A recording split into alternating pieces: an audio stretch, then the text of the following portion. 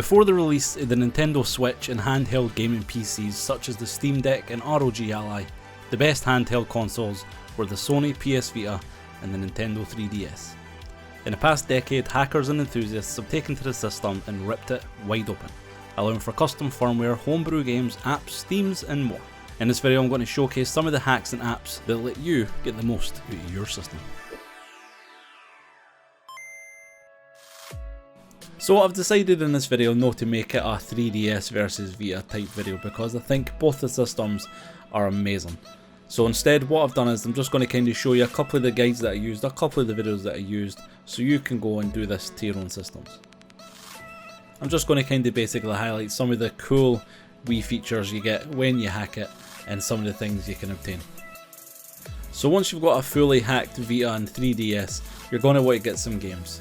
The two apps that I recommend are eShop on the 3DS and the PKGJ store on the PS Vita. These are the two apps that you can download anything and everything game related for your systems. The PKGJ store has everything for Vita games to PSP to PlayStation 1. It also has themes and PlayStation mobile games as well. Very handy and absolutely jam-packed. Here, this is the eShop. Similar on the 3DS, this is everything for 3DS games that are fully compatible with the 3D, DSiWare, all the virtual console stuff, all the themes, everything like that.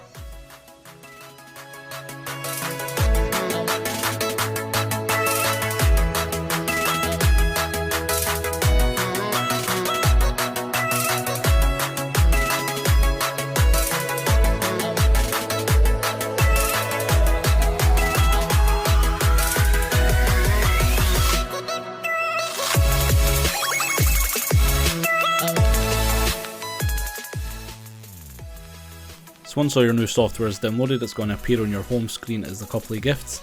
Unwrap these and get stuck in. Here, I'm going to play some Kid Icarus.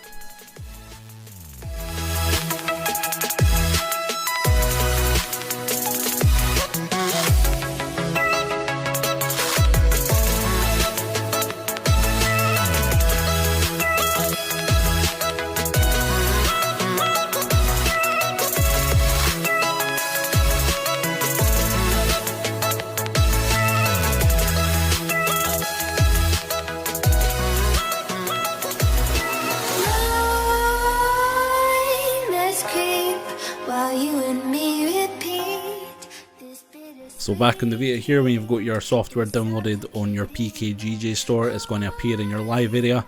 It's going to tell you it's downloaded, it needs to be installed. Install it and then you're good to go.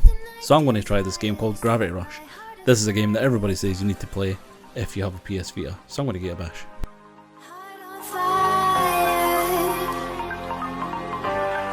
Set my heart afire.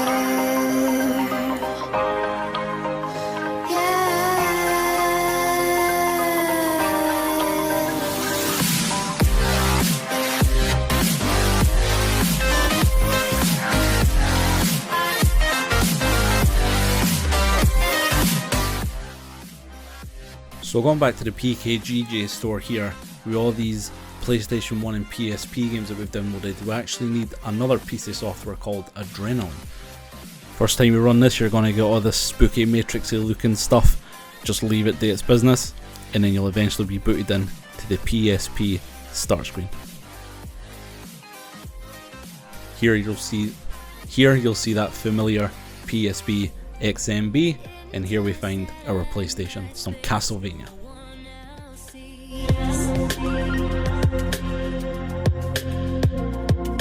In the underground, we're living low-key. Oh look, it's Richeter.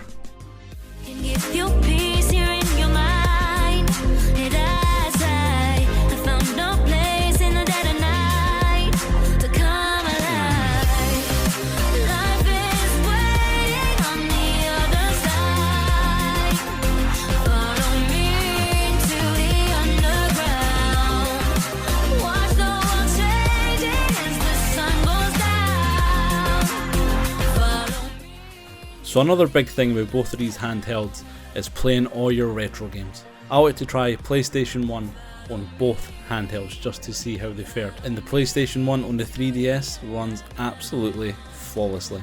First person games like Doom ran absolutely great.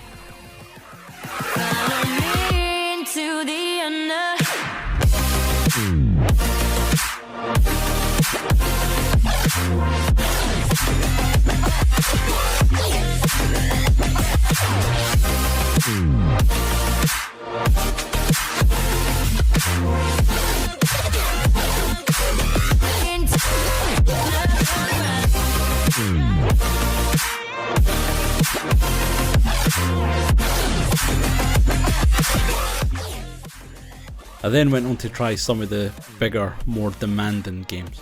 There's this game that came out, I can't remember what it's called, but I tried it anyway, and it ran really well. There was nice slowdown, no buffering, no skipping, no screen tearing. Everything ran absolutely gloriously.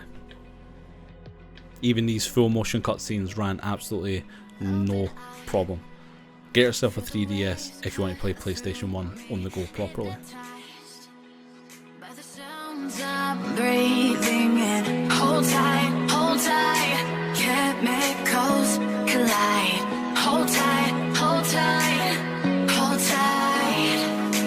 Dripping lights paint the skies, all because of you.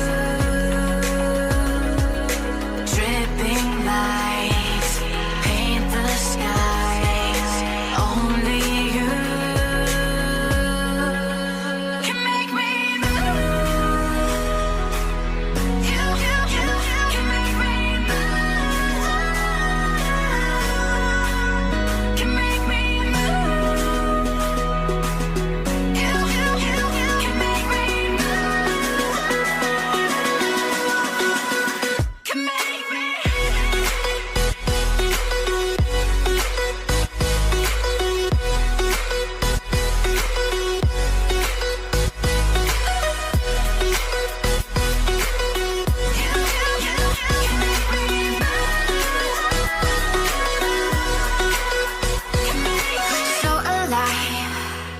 Make it last forever. Stop in time. Yeah, I'm surrendering. Hold tight. Chemicals collide. Hold tight, hold tight. Dripping lights paint the skies, all because of you. Dripping lights paint the skies, only you can make me move. So it's got to be obvious that if you want to play PlayStation 1 games on the go, you've obviously got to try it on your PlayStation Vita. I did, and again it ran absolutely fantastically. The only thing that I kind of had any problems with was there was two buttons short. I don't know if they were relocated anywhere, but the L2 and the R2, obviously the PlayStation Vita's only got L1 and R1. I don't know if they're remapped, I don't know if it's the touchscreen, but that's the only thing I kind of came across. Other than that, PlayStation 1 on Vita ran absolutely perfectly.